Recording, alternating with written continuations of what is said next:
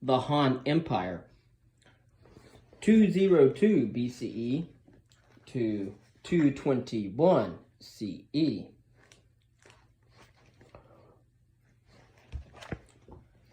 During the same centuries that Roman civilization was flourishing in the West, China was the home of its own great empire. The fall of the Qin dynasty in 206 BCE was followed by a brief period of civil strife as aspiring successors competed for hegemony for about 4 years. Out of this strife emerged one of the greatest and most durable dynasties in all of Chinese history, the Han. The Han dynasty would later become so closely identified with the advance of Chinese civilization that even today the Chinese sometimes refer to themselves as people of Han, and to their language as the language of Han. And indeed, my father is from Taiwan. Of course, 95% of them are Han Chinese. The founder of the Han dynasty was Liu Bang, or Liu Pang, a commoner of peasant origin who would be known historically by his imperial title of Han Gaozu, Han Kaozu, or Exalted Emperor of Han. Under Han Gaozu's strong rule and that of his successors, the new dynasty quickly moved to consolidate its control over the empire and promote the welfare of its subjects.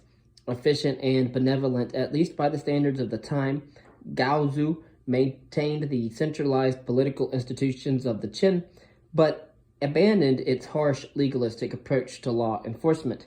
Han rulers discovered in Confucian principles a useful foundation for the creation of a new state philosophy. Under the Han, Confucianism, supplemented by elements from the surviving classics of the Hundred Schools period, began to take on the character of an official ideology.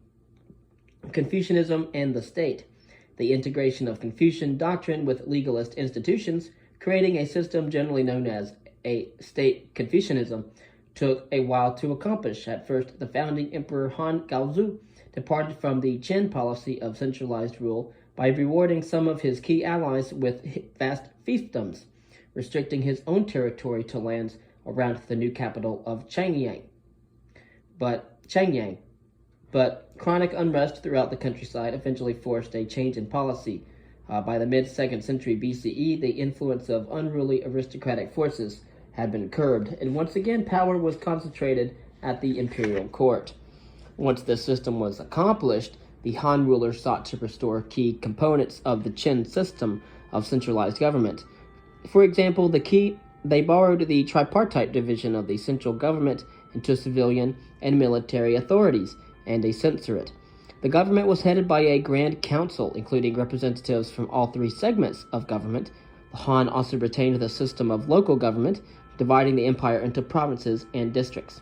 Finally, the Han sought to apply the Qin system of selecting government officials on the basis of merit rather than that of birth. Shortly thereafter, founding the new dynasty, Han Gaozu decreed that local officials would be asked to recommend promising candidates for public service. 30 years later, in 165 BCE, the first known civil service examination was administered to candidates for positions in the bureaucracy. Shortly after that, an academy was established to train candidates. The first candidates were almost all from aristocratic or other wealthy families, and the Han bureaucracy itself was still dominated by the traditional hereditary elite. Still, the principle of selecting officials on the basis of talent had been established and would eventually become standard practice. By the end of the 1st century BCE, as many as 30,000 students were enrolled at the academy. Driven by government policies that used tax incentives to promote large families, the population of the empire increased rapidly, by some estimates rising from about 20 million to more than 60 million at the height of the dynasty, creating a growing need for a large and efficient bureaucracy to maintain the state in proper working order. Unfortunately, the Han were unable to resolve all the problems left over from the past. Factionalism at court remained a serious problem and undermined the efficiency of the central government. Equally important, despite their efforts, the Han rulers were never able to restrain the great aristocratic families who continued to play a dominant role in political and economic affairs. The failure to curb the power of the wealthy clans eventually became a major factor in the collapse of the dynasty itself. Concerning the economy, Han rulers unwittingly contributed to their own problems by adopting fiscal policies that led eventually to greater concentration of land in the hands of the wealthy. They were aware that a free peasantry paying taxes directly to the state would both limit the wealth and power of the great noble families and increase the state's revenues. The Han had difficulty, however, in preventing the reoccurrence of the economic inequities that had characterized the last years of the Zhou. Land taxes were not especially high, but had to be paid in cash rather than in grain in order to make collection easier. In years of bad harvest, poor farmers were unable to pay their taxes, and they were therefore forced to sell their land and become tenant farmers, paying rents up to half the annual harvest. Although food production increased steadily due to the application of natural fertilizer and the use of iron tools that brought new land under the plow, the trebling of the population under the early Han eventually reduced the average size of a family's farm to about 1 acre per person, barely enough for survival. Farm families also faced a number of other exactions, including compulsory military service for adult males and forced labor of up to 1 month annually. As rural protests escalated during the first decades of Han rule, the imperial government finally ended military conscription and began to rely on professional armies, recruited primarily through non-Chinese minorities living among the periphery of the empire. That strategy, however, would eventually lead to its own problems, and later we will discuss that in the decline and fall of the Han Empire. Concerning manufacture and trade, although such economic problems contributed to the eventual downfall of the dynasty, in general, the period of the early Han was one of unparalleled productivity, as well as prosperity, marked by a major expansion of trade, both domestic and foreign. This was not necessarily due to official encouragement. In fact, the Han were as suspicious of private merchants as their predecessors had been and levied stiff taxes on trade in an effort to limit commercial activities. Merchants were also subject to severe social constraints. They were disqualified from seeking office, restricted in their place of residence, and generally viewed as parasites, providing little true value to Chinese society. The state itself directed much trade and manufacturing. It manufactured weapons, for example, and operated shipyards, granaries, and mines. A system of roads was expanded and modernized, and new bridges, rest houses, and post stations for changing horses were added as well. Unlike the Romans, however, the Han rulers relied on waterways for the bulk of their transportation needs to supplement the numerous major rivers crisscrossing the densely populated heartland of China. New canals were dug to facilitate the moving of goods from one end of the vast empire to the other. The Han dynasty also began to move cautiously into foreign trade, mostly with neighboring areas in Central and Southeast Asia. Although trade relations were established with countries as far away as India and the Mediterranean, where active contacts were maintained with the Roman Empire, some of the long-distance trade was carried by sea through southern ports like Guangzhou, but more was transported by overland caravans on the Silk Road and other routes that led westward up into Central Asia. New technology contributed to the economic prosperity of the Han era. Significant progress was achieved in such areas as textile manufacturing, water mills, and cast iron, or iron casting. Skill at ironworking led to the production of steel a few centuries later. Paper was, in fact, invented under the Han dynasty, and the development of the rudder and fore and aft rigging system permitted ships to sail into the wind for the first time.